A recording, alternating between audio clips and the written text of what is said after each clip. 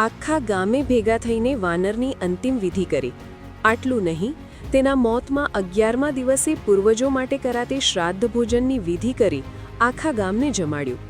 આ ઘટના છે કર્ણાટકના માંડ્યા જિલ્લાના મદ્દૂર તાલુકાના રાલ્લી ગામની, જ્યાં ગ્રામજનોએ તેમના મોહલ્લામાં મૃત પડેલા એક વાનરની અંતિમ વિધિ કરી તેની વિધિવત શ્રાદ્ધ ભોજનની વિધિ પૂરી કરી. એમે અહીં આવ્યા ત્યારે જોયું કે અહીં એક વાનર મૃત પડ્યો છે. એટલે અમે બધા ગામ લોકોએ એકઠા થઈને અહીં જ દફનાવી દીધો અને અહીં જ વૈકુંઠ સમારાધના એટલે કે હિન્દુ પરંપરા મુજબ 11મા દિવસનું શ્રાદ્ધ કરી રહ્યા છીએ, એમ ગામના રહેવાસી નારાયણે જણાવ્યો. ગામના લોકોએ વાનરને દફનાવ્યો, એનો ફોટો લગાવેલું બેનર ઊભું કર્યો, ફૂલહાર પહેરાવ્યો અને પ્રણામ કર્યા. વિધિના ભાગરૂપે તેમણે લગભગ 700 લોકો માટે ભોજન પણ તૈયાર કર્યું. નારાયણે વધુમાં જણાવ્યું કે અમે ગોળ ભાત સહિત બીજી ઘણી વાનગીઓ બનાવી રહ્યા છીએ. અમે બધાએ એકઠા થઈને 600થી 700 લોકો માટે ભોજન તૈયાર કર્યો છે.